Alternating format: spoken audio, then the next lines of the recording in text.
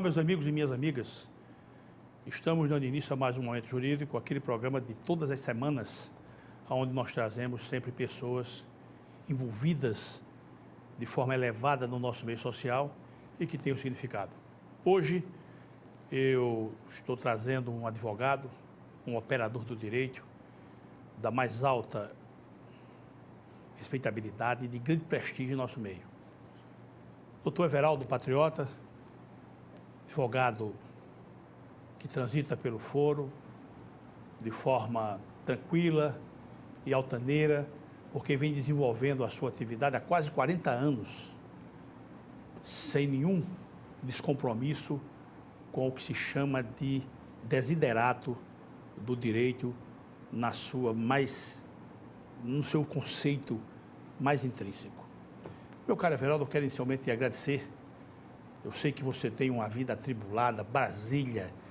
Depois eu vou te perguntar como é que está o voo Maceió-Brasília, que você vai, eu digo até brincando que você vai a Brasília como eu vou à minha casa.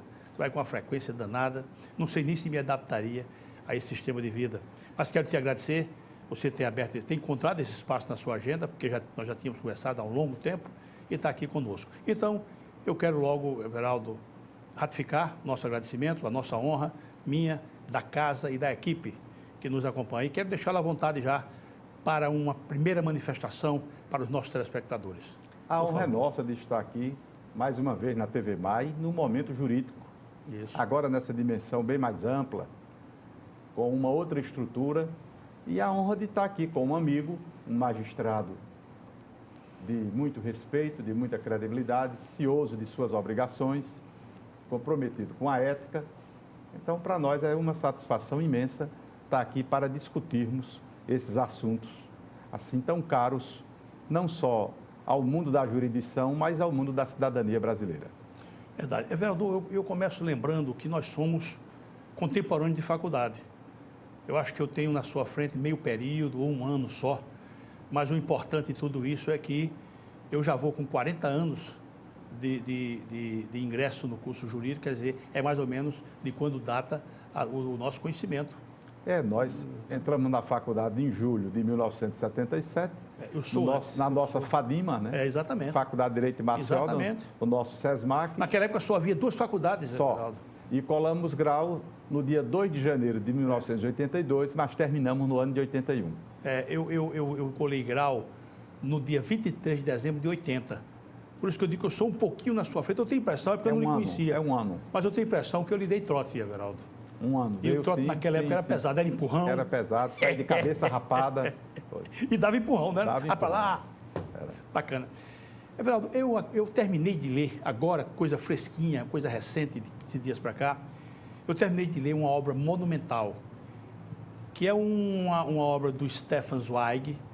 Ele escreveu essa obra em 1931, a edição que eu tenho é de 51, sobre a biografia de Maria Antonieta, que os franceses chamam de Marie Antoinette. E... A decapitada. Decapitada. Já já quando eu tinha lido já 2 terços do livro, eu fechei, e aí eu quero passar para você fazer uma análise crítica. A Revolução Francesa ocorreu, pasmem os senhores telespectadores, a Revolução Francesa, o maior movimento social que já houve na face da Terra, ocorreu por quê? Por corrupção, por nepotismo, por descompromisso com os interesses do povo, por mentira, por leviandade, muito por privilégio para a pobreza. Gastos exacerbados e tal e tal. Ou seja, são coisas que nós vemos hoje no nosso país. São coisas que nós vemos hoje.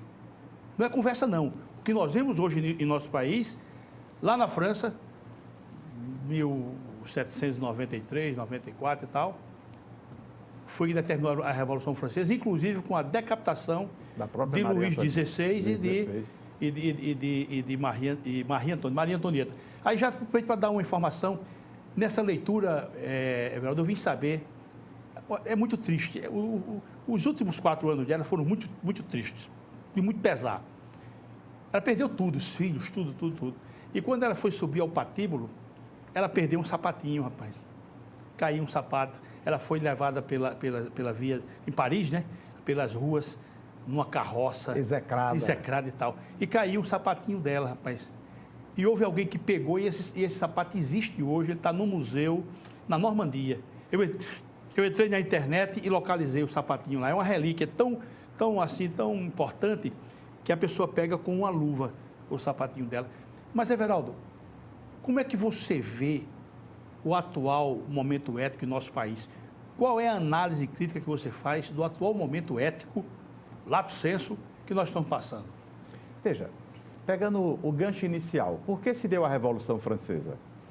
Quais foram os temas, os vetores da Revolução Francesa? Liberdade, igualdade e fraternidade.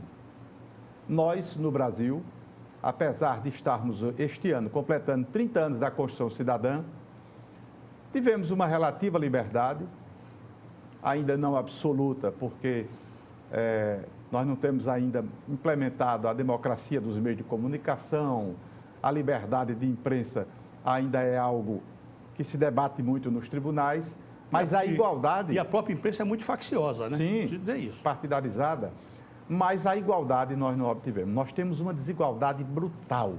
Então, no Brasil, só para você ter uma ideia, 1% dos brasileiros, 1% da casta brasileira detém hoje quase 70% das riquezas nacionais. 1%.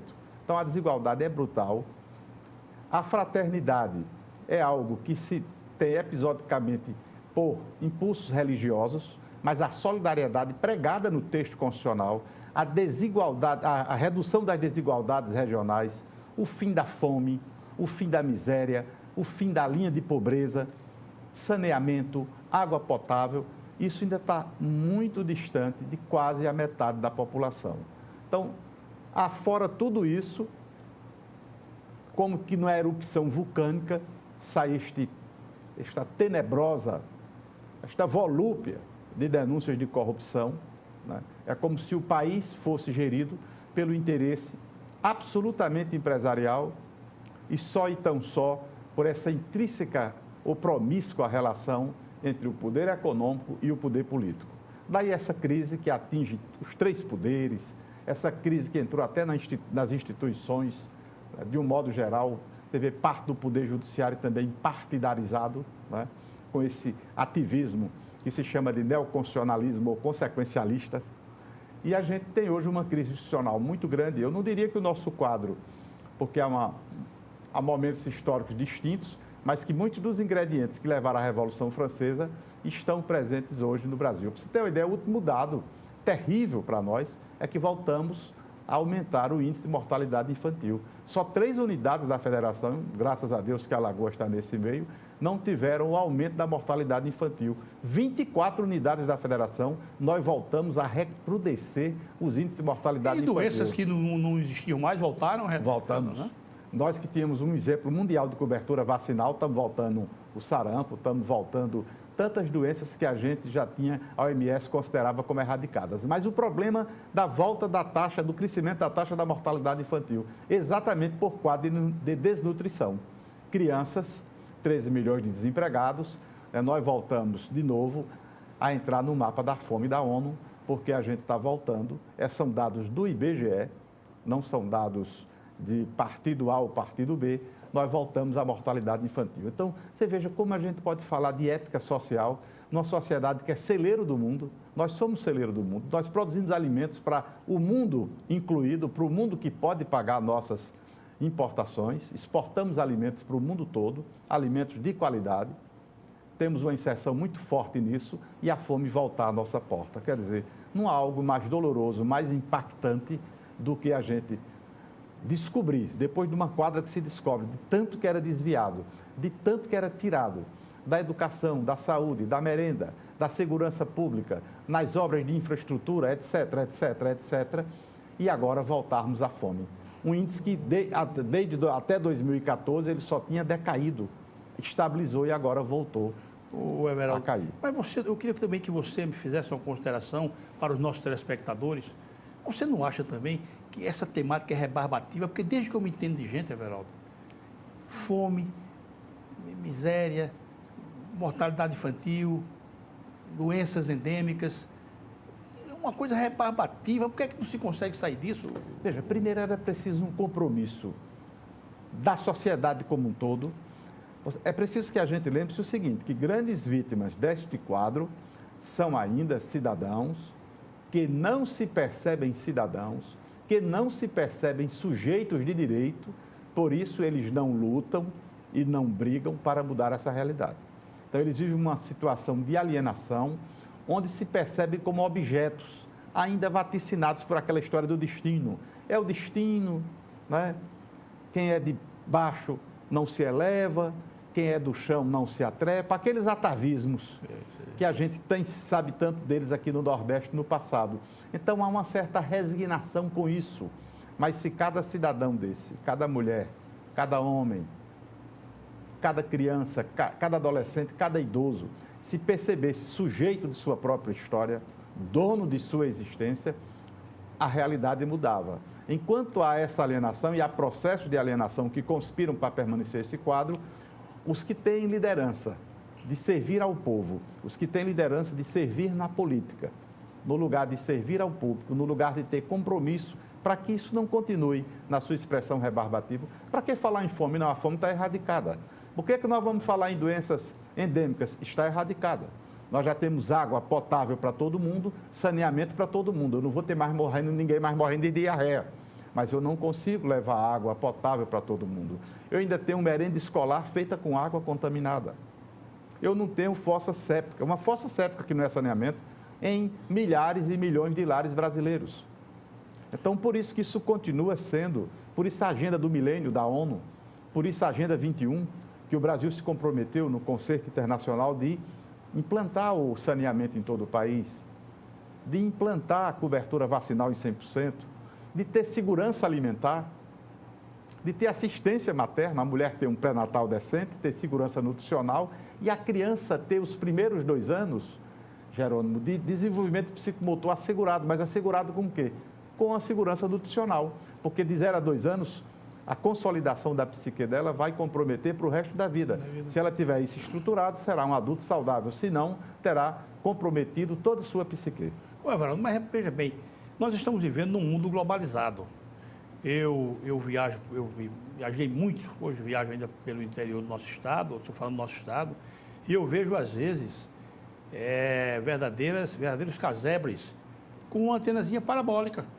Não tem o celular, mas tem antenazinha parabólica. Isso eu vejo em lugares que eu posso chamar de lugares ermos, lugares só vai ali que tem negócio. Então nós estamos vivendo realmente num momento em que as pessoas têm acesso à informação. Então eu lhe digo, essa apatia clamorosa, essa apatia desmoralizante, doentia do nosso povo, como é que se vai justificar isso, Everaldo? Veja, você tocou no fenômeno interessante. Nós globalizamos a comunicação porque interessa ao mercado globalizar a comunicação. Existe ali numa choupana, num casebre, uma palafita, uma antena parabólica, para levar a indústria do entretenimento, para levar a propaganda do consumo, ainda que esse consumo seja mínimo, ainda que seja a renda dessa família. Sim, mas chega lá o telejornal. Vinda do Bolsa Família, mas elas não têm discernimento para assistir o jornal. Vão ver os desenhos animados, vão ver as propagandas, vão ver... Não tem discernimento. Por quê? Porque o nível de instrução também é muito pequeno. Nós estamos num estado, a nossa Alagoas, ainda campeã nacional de analfabetismo. E outra coisa, nós também estamos produzindo, é bom que se diga, analfabetos funcionais na 8ª série, que era o nosso antigo ginásio. Tem pessoas que saem da 8ª, agora a 9ª série, que são 9 anos, o fundamental, como analfabetos funcionais. Mas é um fenômeno nacional. Nacional, não é alagoano. Certo. Sem saber redigir um texto, sem saber fazer uma redação. E aí o flagelo na hora do Enem da redação. Então é preciso... Isso repercute lá na formação. Repercute em tudo. Do médico, do engenheiro. Tudo. Não saber comunicar-se na sua língua. É preciso que a gente faça uma Constituição como essa, que a gente passe a limpo e faça um compromisso com a ética de cada um e do coletivo. É preciso isso, porque a gente demoniza às vezes a classe política, mas a classe política às vezes é o espelho da gente. Quem escolheu a classe política que está aí? Fomos nós. É verdade. Fomos nós. Ah, mas a escolha foi viciada. Por quê? Porque alguém sem ter a percepção do poder do voto, alguém sem ter a percepção da cidadania, vendeu o seu voto num cadastro por 50, por 100 reais. Esquece que tudo está numa política pública.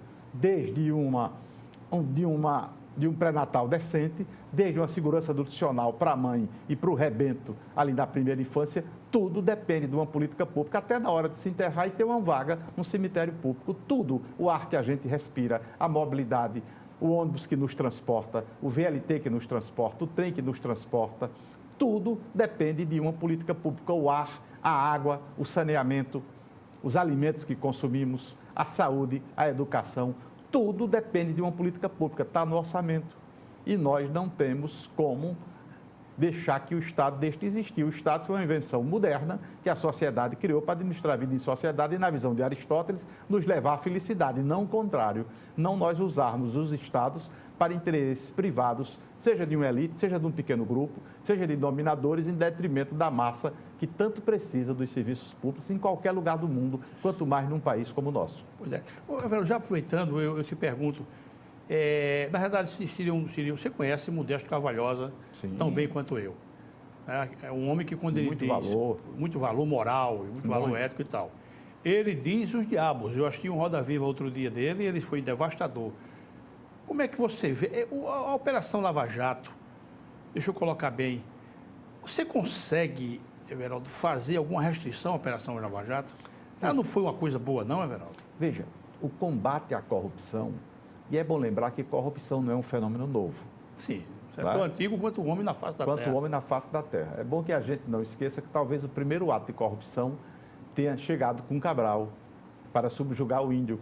Quando mostraram ao índio um espelho, ele nunca tinha visto um espelho, depois deram um tiro para cima, o índio se ajoelhou. Porque ele disse, é um Deus.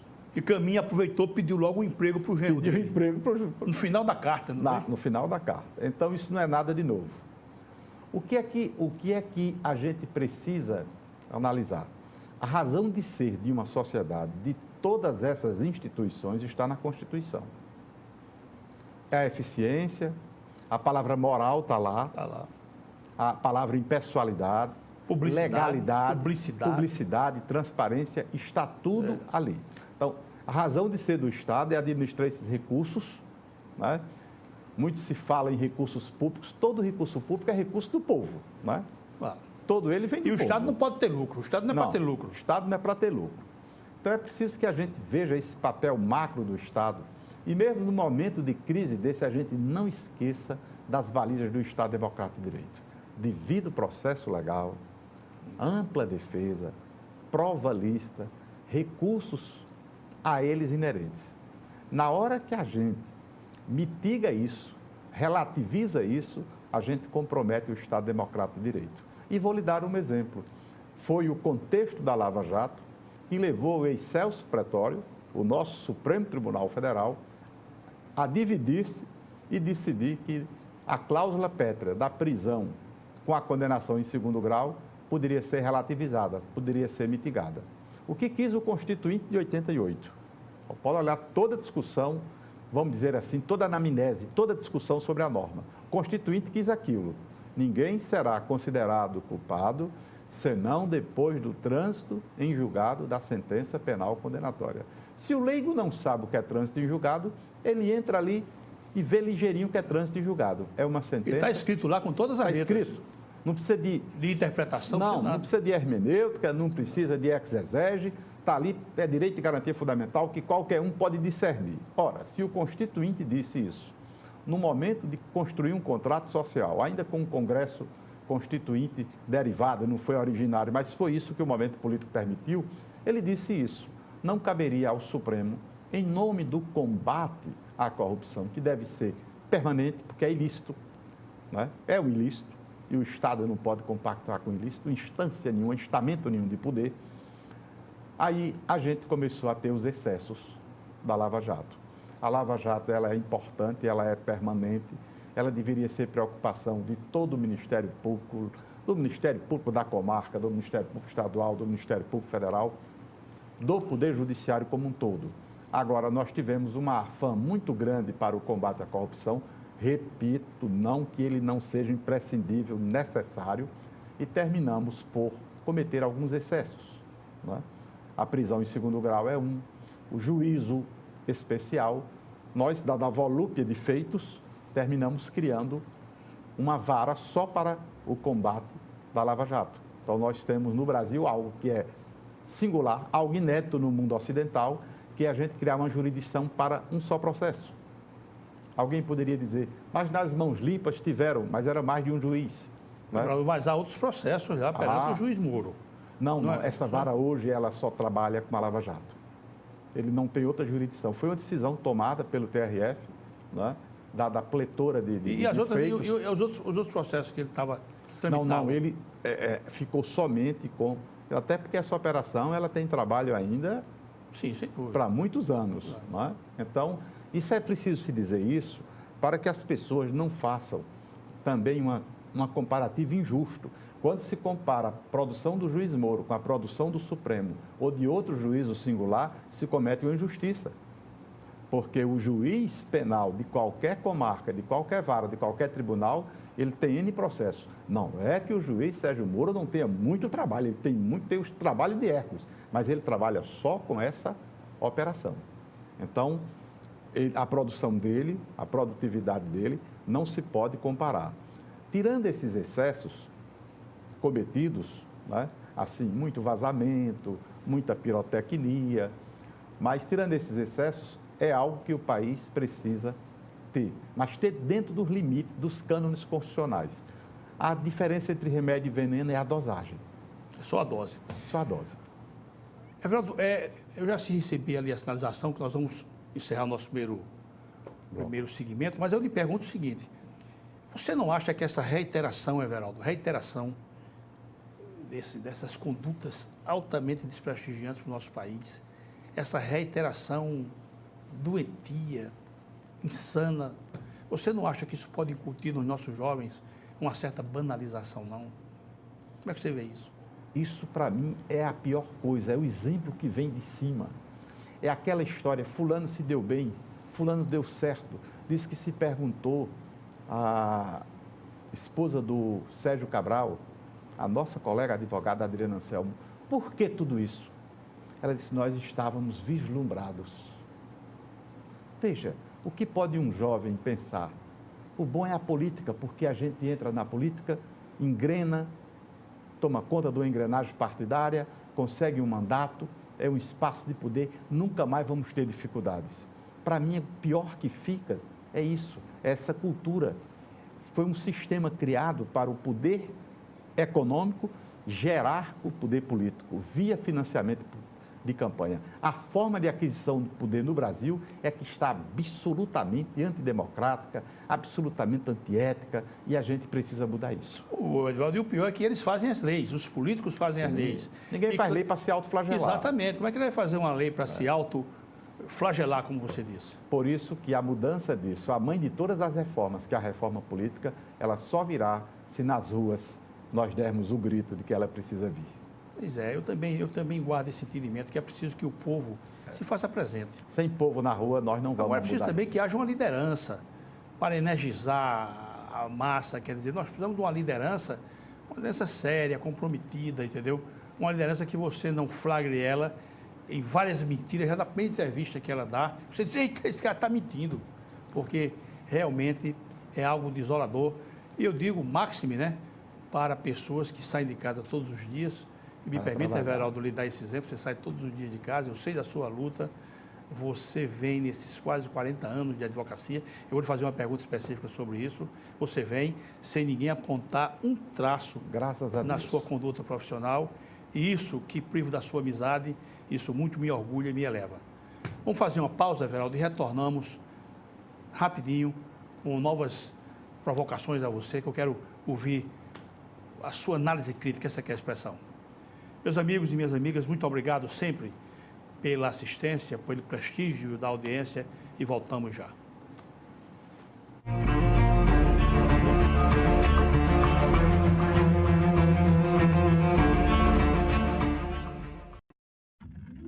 A CL Investimentos é uma empresa que trabalha com imóveis próprios. Quando precisar locar ou comprar um imóvel, procure a CL Investimentos. Aqui só locamos e vendemos imóveis próprios. Por isso, damos garantia de um investimento seguro. ACL Investimentos, Rua Durval Guimarães, Edifício Leonardo da Vinci, Ponta Verde. Fone 3327-3911. Quando o assunto é o seu carro, além de escolher a marca líder, escolha também a concessionária que faz mais por você. Por isso, a Blumari oferece o melhor atendimento em serviços, peças e acessórios. E ainda tem as melhores negociações, sendo totalmente certificada pelos padrões Fiat de qualidade e líder de mercado em seu segmento. Fiat Blumari, a marca do seu carro. Avenida Gustavo Paiva, Mangabeiras.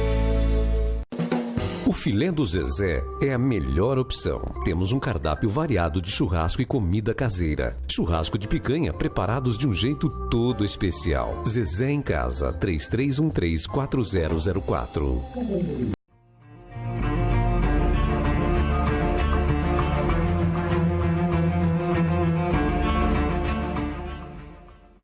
Olá, meus amigos e minhas amigas. Estamos retornando nesse segundo momento, segundo segmento do momento jurídico, conversando hoje com o nosso Everaldo Patriota, eminente advogado, ilustre operador do direito, que transita pelo foro desse país de forma muito tranquila e altaneira. Como dizia Calmon de Passos, eu gosto sempre de lembrar Calmon, que nós conhecemos, né? Muito. E eu me lembro que nós jantamos com ele uma vez. Sim, sim. Lembra um dia de muita chuva.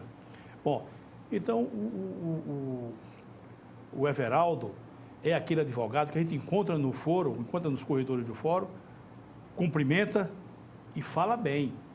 Porque, graças a Deus que isso não é aqui, é fora de Alagoas, há figurinhas carimbadas. Aliás, em Pernambuco tomei conhecimento agora que um advogado se apropriou de honorários que ele não tinha direito ainda ia acertar tudo, ele foi na frente, pô, tirou tudo. E lá em Pernambuco, o desembargador mandou voltar imediatamente. Deu, acho que não me engano, 24 horas para ele devolver o dinheiro. Imediatamente. E eu digo, graças a Deus que isso não é aqui. Isso é lá para Pernambuco. É um estado maior, tem mais esses problemas. E aí eu pergunto já, meu caro Everaldo Patriota, meu amigo, quais são as virtudes? Aquele que pensa em ingressar na advocacia, o estudante de direito, aquele que está ainda nos bancos da faculdade, aqueles advogados novos ainda, na sua opinião, quais são as virtudes que um advogado deve encerrar na sua pessoa para que ele possa ser digno do respeito e da consideração dos seus pares? Primeira virtude é ele ter um convencimento visceral de que quer ser advogado. Para ser advogado, é preciso ter paixão pela profissão. Ah, mas isso é uma figura de retórica? Não. Não dá para ser advogado só com a racionalidade. As agruras do advogado são tantas se ele não se enamorar pela profissão, mas ele não pode só embevecer-se nessa paixão. Ele precisa ter um preparo técnico, porque a vida, a liberdade, o patrimônio das pessoas vai ser confiado a ele. E, para além de um preparo técnico, de atualizar-se constantemente com a lei, fazer só o que ele domina, fazer só o que ele sabe. Não é possível mais, dada a amplitude do direito, termos um advogado clínico geral. Por isso que a jurisdição é especializada. Tem o juiz civil, tem o juiz criminal, tem o juiz da fazenda pública, no civil tem o juiz da família, tem o da sucessão, etc. Não é? Tem o tributário. Tem o tributário. Então, o direito é muito, hoje o direito ambiental, hoje o direito digital, hoje, etc. O direito, cada dia mais que a sociedade vai complexando a realidade social, tecnológica, etc., o direito vai se ainda tem os chamados microsistemas, né? Sim. Como o direito do consumidor. Lógico. Que é hoje o mundo, aquilo ali é um direito mundo. da criança e do adolescente. A criança e do adolescente. Agora esse direito de informação no mundo digital, um ramo novo, o direito urbano, enquanto já se dividiu o direito urbano. Claro. Mas voltando, além de apropriar-se do conhecimento técnico adequado e ter o fervor e a consciência do que vai fazer, é preciso ele andar num caminho chamado ético. Ou ele tem como esgrima a ética, ou ele não servirá para a advocacia. Ele pode até ter algum sucesso temporário, pode até galgar algo, mas mais na frente, ele, para lamento da categoria, ele será descoberto, vai enodar o nome da advocacia. Sem ética não é possível a advocacia. E outra coisa, sem ética, e a gente falava agora há pouco, não é possível falar-se em democracia. Ora, se eu não posso exercer o poder político, a representação fora dos cânones éticos, como eu posso postular, como eu posso representar qualquer pessoa ou qualquer segmento econômico de produção de bens e serviços diante do judiciário sem me conduzir com ética. E, lamentavelmente, os advogados fazem parte da família humana, num percentual, graças a Deus, insignificante, mas tem tido desvãos éticos a comprometerem a classe da advocacia, assim como ocorre com a magistratura, ocorre na engenharia, ocorre na arquitetura, ocorre na medicina, ocorre no Ministério Público, mas em percentuais, graças a Deus, não significativos. Mas eu diria que o maior instrumento, a maior arma do advogado hoje, com toda a crise que está aí, é a ética. A ética, né? Sem ética não há. Eu tenho que postular o que a lei prevê, o que é possível. Eu vou usar numa tese contra a lei? Posso, mas eu não posso misturar, eu não posso deixar correr risco o direito do cliente, eu não posso misturar o que é do cliente com o que é meu. Em hipótese nenhuma. Então, Everaldo, e a assimilação dos princípios éticos, eles determinam as práticas morais, né? sim. Se o indivíduo não tiver uma boa base ética, e que isso, na minha opinião, Everaldo, quero que você me corrija se eu estiver equivocado, o indivíduo aprende em casa. É porque aquele conceito do poeta Parmênides, o grego, justiça é dar a cada um o que é seu, papai e mamãe nos ensinou o quê? O que é seu, o que é dos outros é dos outros. O que você encontrar na rua e não for seu, procure quem é o dono e entregue. Isso vem da educação doméstica, isso vem do berço, escola. A escola, do ponto de vista de instrução, a faculdade, ela nos trata da ética, mas a ética como na sua filosofia, na sua questão moral, filosófica. O homem sem ética, ele não serve para nada. Ele deixa de ser um ser social, ele não é um animal social. Qual é a ética social? Eu respeitar o direito do outro, eu ter o meu limite termina quando começa o do outro. Isso é uma ética social básica. Sem base ética, ele se transforma rapidamente num delinquente. Um bom senso, é o senso comum. Qual é o senso comum? Então, a advocacia, que hoje vive um momento difícil com essa crise toda, né? Crise institucional, relativização de alguns direitos e garantias fundamentais, muito ataque às prerrogativas da advocacia, há uma confusão, se quer criminalizar um pouco o advogado criminal. Como é que o advogado criminal não pode conversar com o seu cliente criminal? A defesa só será plena se ele puder conversar reservadamente com o seu cliente. Ah, mas se ele conversar reservadamente, ele pode estar levando mensagem para o mundo do crime. Mas se 1 ou 2 advogados fizerem isso, nós temos 1 milhão de inscritos no Brasil. Nós não podemos agora, por causa disso, em nome do valor segurança, que seria coletivo, seria um bem comum para todos, eu dizer, então, nenhum advogado fala mais reservado com o seu cliente. Já imaginou? Isso não existe. Isso não existe, não há a menor possibilidade. Everaldo, você falou dessa linha de argumentação muito importante, mas em termos de deveres, dever do advogado, porque o advogado tem muitos direitos, claro, as prerrogativas, sim, mas você poderia elencar 2 ou 3 deveres do advogado? Primeiro, dever de urbanidade, tratar bem o seu cliente, seja ele poderoso ou uma pessoa fragilizada socioeconômica. Ele deve ter causas. Se ele não gostar da causa, se ele não tiver convencimento com a causa, não pegar a causa só por pegar. Segundo, ele não deve ter clientes A, B, C e D. Todos os clientes devem merecer igual consideração. Dever de urbanidade com a parte ex-adversa, dever de urbanidade com os colegas, dever de urbanidade com todo o sistema de segurança e justiça, ser urbano numa delegacia, ser urbano num cartório de fórum, ser urbano na vara, ser urbano no tribunal, no juizado, mas também ser altaneiro. Não permitir que essa urbanidade o leve a nenhuma subalternidade. Aí quem anda numa linha ética, quem anda sem postular a revogação da lei da gravidade, quem não anda postulando lides temerárias, quem anda tecnicamente respaldado, preparado e tem uma postura ética, não terá dificuldade nenhuma na operação jurídica. Nenhuma. O Carvalho Santos, eminente advogado, foi... Sim, o dever de prestar contas ao cliente do mandato, o dever de transparência, o cliente é leigo, o cliente pode não entender uma peça processual, mas o cliente tem o direito da gente prestar explicar... contas está inclusive no código lá, está no código. o nosso código de ética é claro, a gente tem que explicar para o cliente, para no nível de percepção e discernimento dele, ele saber o que estamos a fazer. Até porque os processos hoje, eles são todos, tirando os de segredo e justiça, estão todos na internet. O cliente pode acessar o processo. O cliente que foi instruído pode acessar e ler o processo todo. Então, o dever da transparência, o dever de explicar as possibilidades da causa. Da causa, né? Porque muitas vezes chegam no nosso escritório e querem que o advogado seja um místico, um milagreiro. Diz, doutor, isso aqui é possível? Não, é melhor ser conhecido pelos não do que pelos sim. Se dá um sim facilmente, mas na frente vai ter o desgaste. Ah, mas eu procurei um advogado para ganhar causa. Mas a atividade da advocatícia não é uma atividade fim, é uma atividade meio. Eu vou postular. Quem vai decidir é o judiciário. Isso aí você vê que é um paralelo.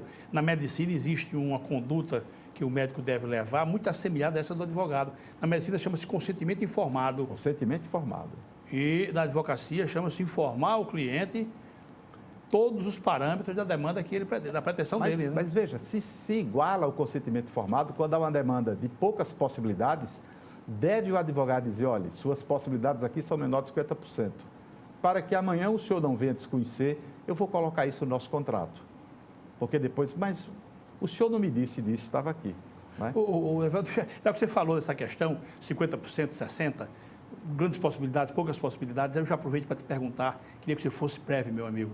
Essas decisões do Supremo Tribunal Federal, que nós estamos vendo ultimamente aí, essas decisões aos olhos dos não iniciados, não pode parecer que seja a jurisdição uma coisa meio anárquica? Como é que você vê isso? Olha, o pior é que nós hoje Uma turma tem um entendimento, outra turma tem outro entendimento. Olha como eu vou lhe responder numa linguagem bem do povo. Nós temos 207 milhões de técnicos de futebol. Agora nós temos 207 milhões de processualistas. Todo mundo sabe o que é embargo infringente, o que é embargo de declaração, o que é colegialidade. Eu li até uma poesia, embargos infringentes, um dia desse. Então, veja, o que para nós da área jurídica é um caos de insegurança jurídica e de instabilidade, para o povo, diz, gente, peraí, fulano está solto, cicrano está preso, fulano está preso, fulano já está solto. Como é que explica que prende uns e solta outros? Então, na cabeça do povo, é algo muito ruim esse ativismo, essa partidarização do Supremo Tribunal Federal. Não tem que ter receio nem arrodear.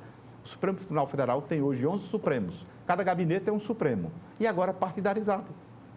Quer dizer, isso é muito ruim. O Supremo não podia, nos 30 anos da Constituição, estar dando esse exemplo para o Brasil.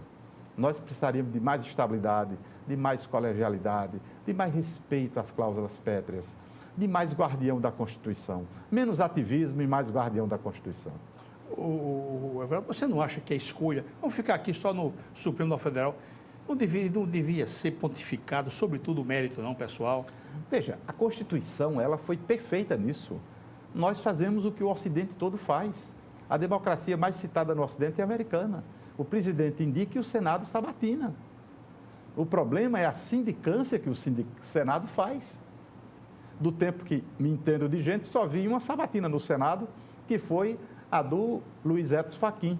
E depois, um pouco, foi sabatinado o Alexandre de Moraes. Mas as sabatinas eram todas um converscote entre amigos. Eu sei como é.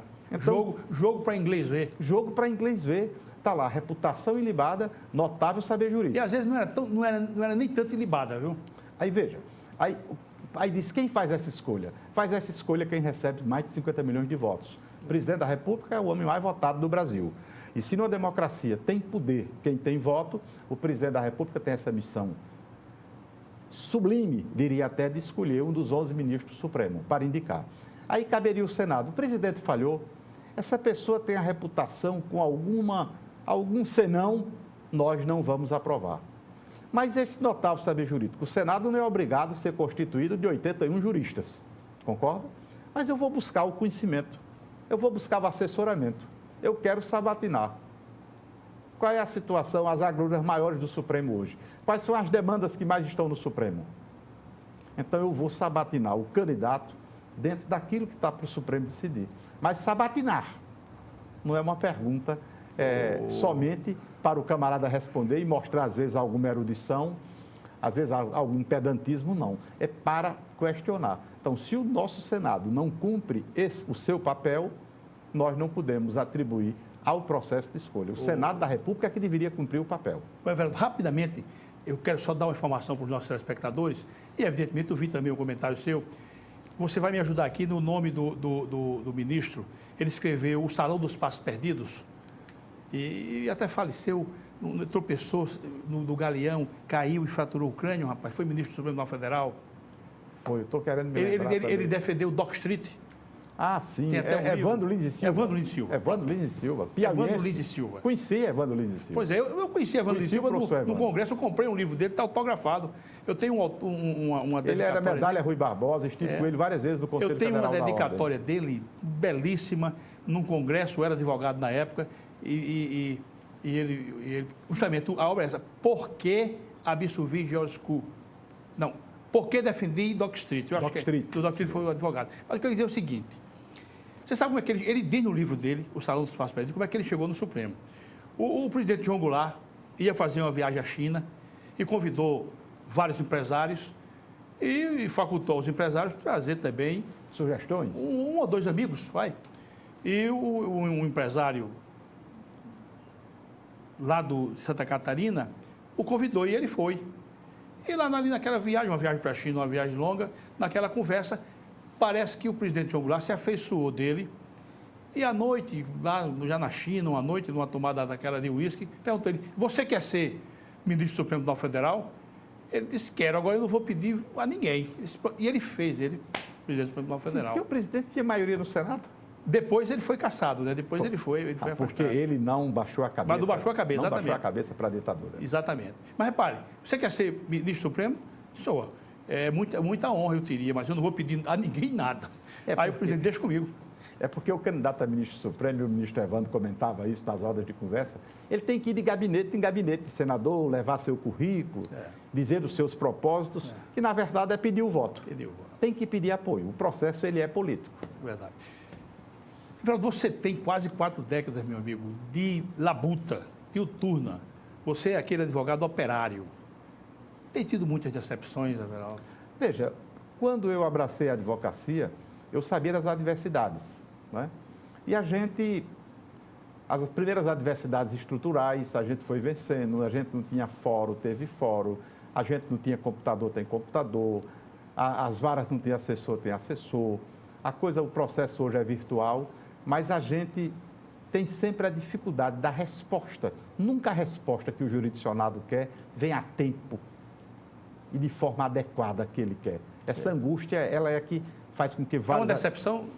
Faz com que vários advogados vá ao infarto e vá ao AVC, por isso que eu dizia nas minhas aulas de prática forense, que a gente precisa de um coração para segunda, outro para terça, outro para quarta, outro para quinta e outro para sexta, para poder sobreviver. Mas não é decepção, eu vejo isso como um processo, sabe? Nós vamos aprimorando, não é? É um processo de cidadania. Se a cidadania não se realiza na saúde, não se realiza na educação, não se realiza na segurança pública, ela não vai se realizar também dando saltos no Poder Judiciário. Isso tudo está dentro de uma cultura só. Vereador, e você trouxe à colação um assunto, uma temática bem interessante. Eu concordo com você. Eu acho que a jurisdição, ela é tardinheira, regra geral, ela é tardinheira. Por isso que Rui dizia, né? Mas podemos responsabilizar alguém, Everaldo? Todos nós somos responsáveis por isso. Todos. A cidadania não se preocupa com a jurisdição. Só quando o sujeito tem um problema que está lá. Você já viu alguma passeata pedindo justiça célere? Já viu algum candidato desses, a governador, a senador, a deputado federal, a deputado estadual, falando num judiciário célere, aparelhado? Não. Já viu? Não. É como se a jurisdição não desse voto.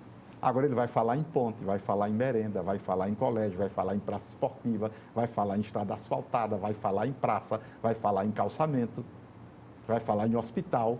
Você acha que os advogados também são responsáveis por essa demora na jurisdição? Não. Esse mito de que nós recorríamos muito, ele é um mito, né? Porque os recursos não são os advogados que inventam. Sim, mas ajuizar tudo, por exemplo. Hein? Não existe nada que você não consiga levar inicialmente para a vida consensual, para o nível consensual. Por isso que nós todos estamos hoje comprometidos, e é um dos princípios do novo CPC, a mediação. A arbitragem. Certo. Porque o Estado brasileiro não tem condições de dar resposta, não tem recurso para ter o juiz de que precisamos, os cartórios de que precisamos. Então, nós já estamos, não é de hoje, há mais de 10 anos que a gente vem nessa onda de soluções alternativas do conflito. Muitos dos negócios importantes não têm mais a jurisdição estatal. São os tribunais arbitrais, ou do Brasil ou internacionais, ou na Europa, nos Estados Unidos, dependendo do interesse econômico envolvido. Eu diria que os grandes interesses econômicos atuais, eles já não estão mais na jurisdição estatal. Porque eu lhe digo com toda honestidade, meu caro Everaldo, eu vivo diuturnamente preocupado em dinamizar uma jurisdição mais célere. Mas eu sinto, eu digo você humildemente, que eu não sou uma máquina, eu sou um ser humano. Sim. Você tem que ler, você tem que fazer aquela reflexão. A cognição exauriente. Etc. E você vai, e eu digo, mas rapaz, não há como você, o que eu gostaria de ter uma fórmula, entendeu? Para que você venha tornar a jurisdição mais célere, mas lamentavelmente não tenho conseguido isso. Falo por mim. Os modernistas, a última onda é da inteligência artificial.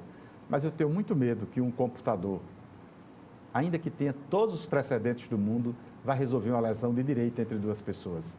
Eu não sei se estarei preparado para esse mundo da inteligência artificial, onde um software venha resolver isso. Não. Eu acho que o exercício da mediação, da arbitragem, da jurisdição, quando for necessária, a instrução, a presença do juiz, as partes, o agitar dos advogados, eu acho que isso é insubstituível. Everaldo, você acha nessa dinâmica da jurisdição, nesse azáfama das nossas vidas que vivemos no foro, você acha que ainda há espaço para o advogado solitário lá no seu escritório, aquele advogado que nós conhecemos quando nós nos formamos, advogado sozinho, você acha que ainda há espaço? Ele ainda consegue hoje enfrentar o mercado de trabalho? Veja, se ele for especialista e muito bom no ramo que ele abraçou, há espaço para ele. Se ele é ético, se ele tem um cabedal técnico, se ele já tem várias demandas e já é conhecido no mercado, há espaço para ele, né?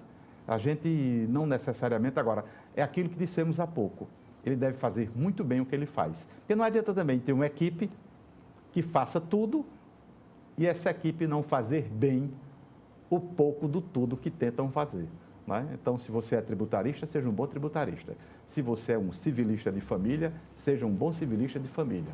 Se você é um bom ambientalista, seja um bom ambientalista. Se você é um criminalista da área de improbidade, da área política, seja um bom criminalista. Se é um bom criminalista de júri, seja um bom criminalista de júri e assim por diante, né? É preciso que... Eu acho que ainda há espaço, né?